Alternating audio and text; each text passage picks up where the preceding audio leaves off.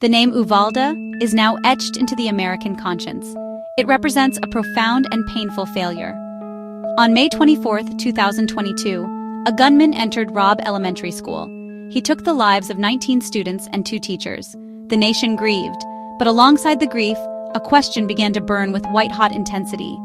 Why did it take so long for help to arrive? Why did armed officers wait in a hallway while children and their educators were trapped with a killer? For over a year, answers have been slow to come, mired in conflicting reports and official obfuscation. We were told a story of a barricaded suspect and heroic efforts, but that story has crumbled. Now, new documents have surfaced. These are not rumors or secondhand accounts. They are official records, investigative files, and transcripts that pull back the curtain on the chaos of that day.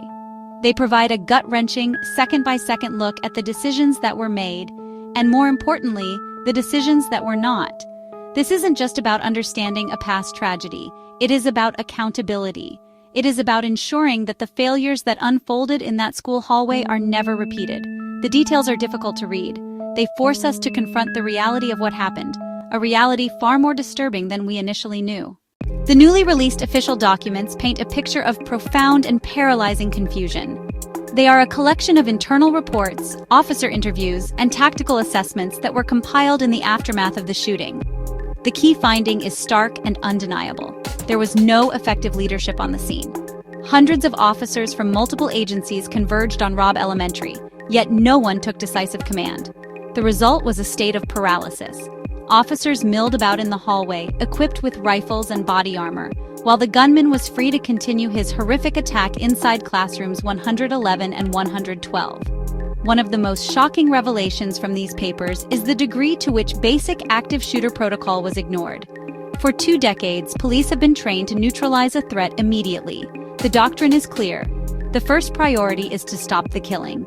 Yet, in Uvalde, this fundamental principle was abandoned. The documents show that the on-scene commander, Uvalde Consolidated Independent School District Police Chief Pete Arredondo, quickly reclassified the situation from an active shooter to a barricaded subject. This was a critical and fatal miscalculation. It shifted the entire focus from immediate entry and rescue to a slow, methodical process of negotiation and containment, a process that cost precious lives with every passing minute. At the heart of this catastrophic failure stands one figure, Pete Arredondo, the chief of police for the Uvalde School District. The new documents place his actions and his inactions under a harsh and unforgiving microscope. According to the investigative reports, Chief Arredondo was one of the first officers to arrive in the hallway outside classrooms 111 and 112. As the head of the school district's police force, protocol and circumstance designated him as the incident commander. Yet, in his own statements contained within these files, he claims he did not see himself in that role.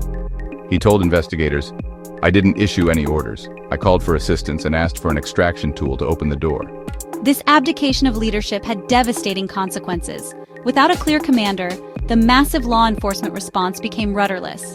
Arredondo's focus, as detailed in the documents, narrowed almost immediately to a single flawed objective, finding a key to the classroom door.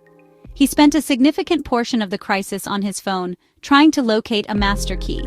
He treated the situation like a standard barricaded suspect, not an active killer who was periodically firing his weapon at terrified children. His decision-making process seemed to ignore the gunshots that were reported by officers in the hallway, a sound that should have triggered an immediate and forceful breach of the door. Understanding the failure in Uvalde requires looking at the clock. The 77 minutes that passed between the gunman's entry and his death are a timeline of missed opportunities and fatal hesitation. At 11:33 in the morning, the shooter enters Robb Elementary School through a propped-open door. He walks down the hallway and enters classrooms 111 and 112, immediately opening fire with an AR-15-style rifle. The initial burst of gunfire is intense and lasts for several minutes. Within 3 minutes by 11:36, the first police officers, including Chief Arredondo, enter the school and approach the classroom doors. This is the first critical juncture. Active shooter training dictates that these officers should have moved directly to the sound of the guns and engaged the shooter. Instead, they took cover in the hallway after the gunman fired at them through the classroom door. This is when the mindset shifted from active shooter to barricaded subject. From this point on, the timeline is one of inaction. Between 11:36 and 12:21, a period of 45 minutes, an enormous law enforcement presence builds in the hallway. Dozens of officers from local, state, and federal agencies arrive with rifles, ballistic shields, and breaching tools. They have overwhelming numbers and superior firepower.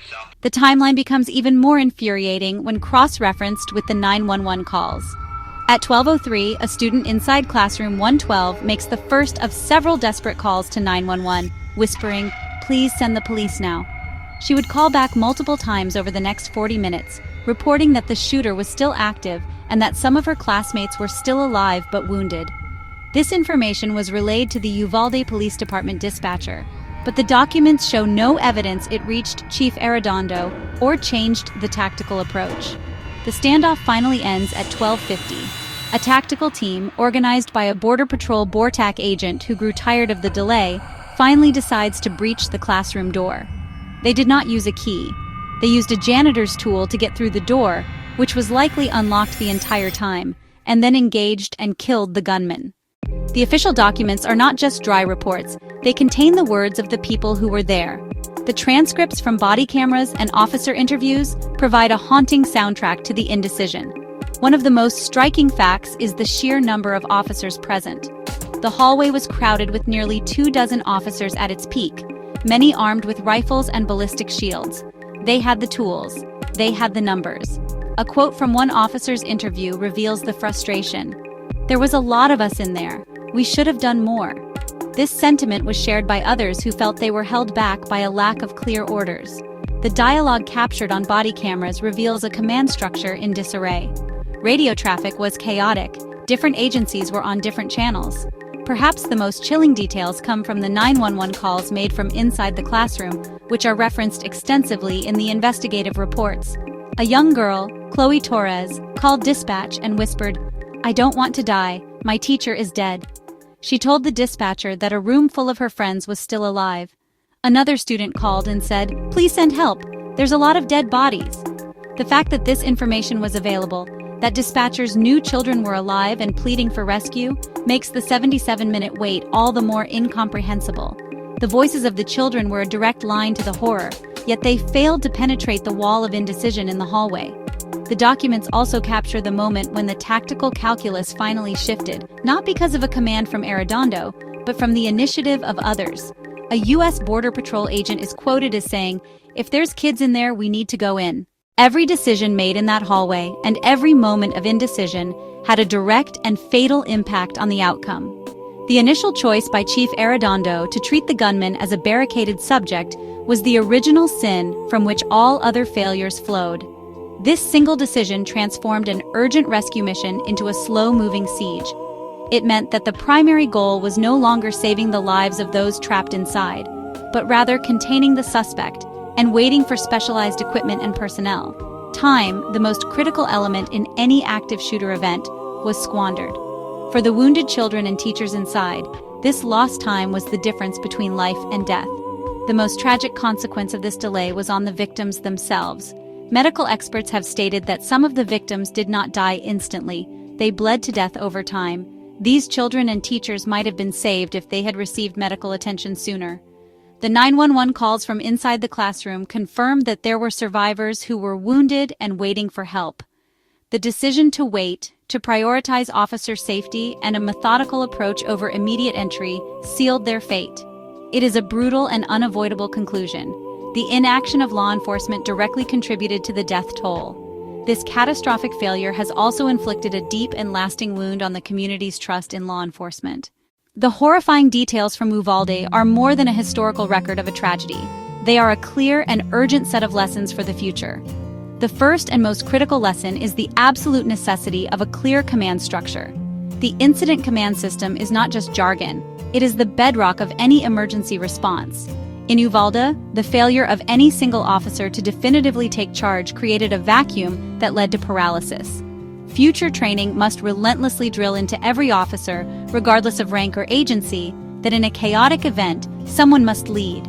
Someone must make decisions, communicate them clearly, and take responsibility for the response. Hesitation is not an option. Second, The Uvalde documents reaffirm the core principle of active shooter response that has been taught for 2 decades. Stop the killing. The shooter is the priority.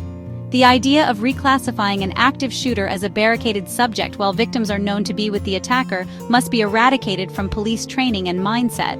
Transparency in the aftermath of such an event is not optional. It is essential. The slow, painful release of information in the Uvalde case, coupled with misleading initial statements from officials, only compounded the trauma for the families and the community. Moving forward, law enforcement agencies must commit to radical transparency. Releasing body camera footage, dispatch logs, and investigative reports in a timely manner is crucial for building back public trust. Accountability cannot happen in the dark. Ultimately, the legacy of Uvalde will be determined by what we do now. These lessons, the need for command, the urgency of action, and the demand for transparency, have been written in blood.